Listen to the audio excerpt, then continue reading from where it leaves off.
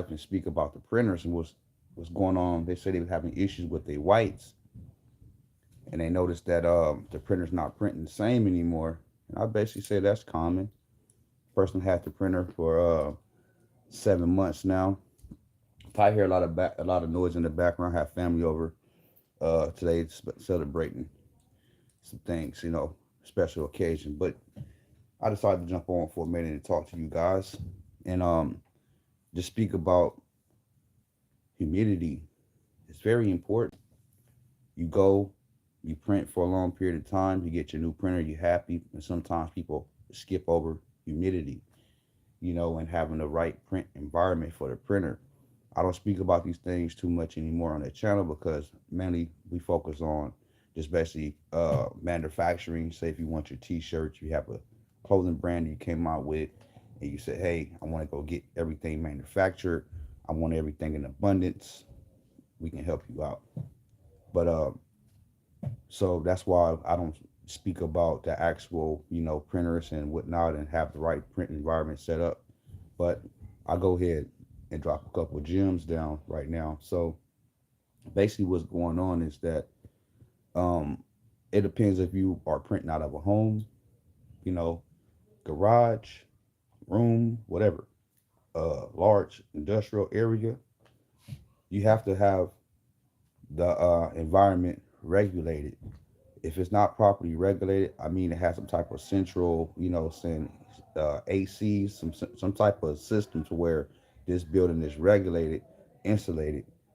You will have, if it's not in that type of order, you will have issues down the line with banding, print not coming out vibrant how you want it to. You start having all type of different images. I mean, problems with your actual DTF prints. So my thing is to a lot of people that's just getting into it, go do some research, go online and talk about and type up how does humidity affect my DTF printing, affect my transfers. Just type up different things, and then you'll start figuring out how what to start, saying leading to what you need to start doing to tweak to get everything to start being the way you want. And I try to keep my print room if I'm printing around like at 40. Some people say 65, I mean 55 is kind of creeping up, and that is 55 is creeping up there, but anywhere from 40 to 45 is where you want. You start getting to 50, 55, it's creeping up, and you want to try to keep that humidity down because it will affect your transfers. It affects your printer, it affects the whole, just your whole print. And you want to be careful because if you have high volume images you need to knock out and print out, and then it's not coming out right, and you don't want to be stuck. So for the ones that's just jumped on, we speaking about DTF printing and how your environment has to be controlled. If it's not controlled, you're not going to have good quality prints all the time. You can get away with this when you just start printing and your printer is set up. You can get away with it, but when you start printing for a very, very long time, you start experiencing banding in your prints, or the ink is drying up. You have to put more color and it's not coming out right. So all these different things will start happening within time.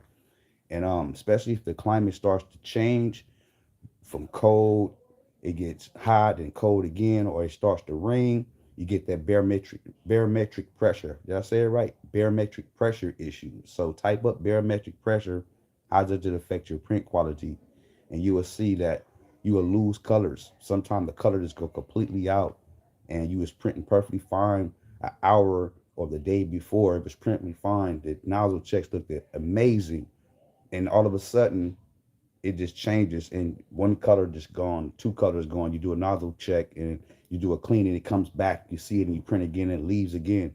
So I experienced those different things, and only thing you can do is let the humidity just pass. Once it starts to clean up, clear out, then that's when the printer it comes back. You can have, since cleaning solutions, you can do all type of. It's not going to work. So it's another guy that it came across my channel too. Shout out to Brother Ernest. Brother Ernest spoke about barometric pressure as well. So if I go check out his channel, he speaks about it and how to have the right controlled environment, because some people have these big enormous warehouses, and it's hard for them to control. They get the humidity controlled, central heating, and all these different things and whatnot. You got to have thousands of dollars invested into your central heating or the circulation, and have everything A1. If it's not, you're gonna run into these problems. So especially when you at home based businesses, if you like in a garage and the insulation is not right, you start experiencing these things too, and you'll be like, oh, what the heck is going on? And forbid that you just spent 4,500 or 5,000 or 15,000 on a printer, and you're not really skilled, and you don't really have that good technical support, or if you do have technical support, you're still going to be hard for you to figure out what they're talking about if you don't have the skill set, if you're just getting into the DTF. So for different people who's getting into it for the first time, just go ahead and do your proper research, what humidity you want to have set for the environment, because uh, it's different when you in different places, like so far as, let's say, Texas and Arizona probably have some type of similarity because it's hot as hell up there versus California and New York. You know, so it'll be real different within, those areas of how your printer prints. It all prints different in different places. So just remind you of that right there when you guys start getting into DTF for the first time. What type of environment you're gonna be printing in, because that needs to be regulated. If it's not, you're gonna have some serious issues. So some people get away with it for a while, but some people unfortunately don't. So other than that, I wanted to just take the time out to share this experience with you guys because well, share this knowledge with you guys because I had two different people hit me up the week before and then a couple of days ago, and I was like, oh, they have different. Okay, let me speak about this on my channel real fast. But I will be coming out with some new content. I just had a lot of stuff that's going on, and for the people that watch and don't really know why I haven't been doing videos. I had got a couple big contracts, to be honest with you guys, and the contracts that I have, I can't just say, hey, look, this is what we're doing. You sign some agreements and whatnot. So, and then some people that I actually still print for, I will show you the vibrancies of the images and how the quality is coming out, just in case if you guys want to purchase transfers, we do sell transfers as well. And but other than that, that's why I don't really too much post a lot. Cause I do the same stuff every day. Just make a lot of shirts, post it on video for you guys to see if you like it. And other than that, I just try to keep everything, off the social media. It's just too much going on. And then I've been dedicated myself to this YouTube channel. I done got over 200 and something videos. I've been dropping constantly videos. And then I have 1,200 something subscribers on my channel. And when I do post a video, it's like fall on deaf ears. So I just said, hey, if I can't fight the algorithm, battle the algorithm, then I just post whatever I feel like I need to post. Because if I got 1,300 subscribers on my channel, then I should at least have like 500, saying watch to 1,000 within 1 month to 2 months. But I only have like 200, if not 60, if not 25 views. And, I figure I'm dedicated too much into this and it's not paying me back. Not so far as money wise, but time. I'm investing too much time in something that's not gravitating to the peoples. So let me say it that way.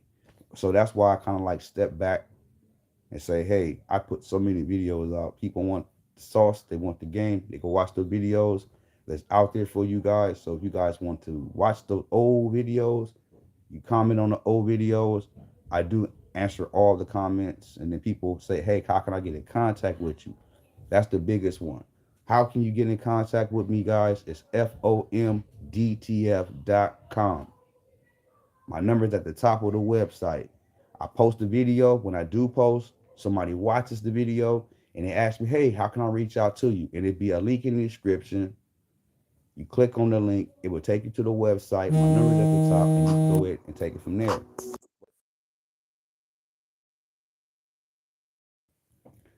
But for some reason, I had somebody, I'm on my phone right now, guys. Somebody just called me up. Sorry about that. But for some reason, people just don't read. They don't research. And when you say it, people think you're being rude. And you just got to just, like they say, you put the knowledge in the book for the black man and you're not going to read it. And that's true. But is that true for the world? You put the knowledge out there for them. Is the world going to accept it? Or they still going to ask you, how can I get in contact with you? Well, I says link in the description. So I think I need to post that or say it in the beginning or the end of one of my lives or one of my videos, how you can get in contact with me. Link will be in the description. So I'm gonna cut this short. I appreciate all the 6 people for giving me thumbs up. Let me read some of these comments. You know, I don't read comments no more, but well, really a lot. But let me go through these comments and check out what people was talking about. So let me see how many people was on there. I seen a couple. All right, well, sorry about that. We had like a little blooper or something. So it says, "How are you? We doing great. We doing perfectly fine." What else? Somebody said, "Is that chain? Is that?" Somebody said, somebody don't know how to spell.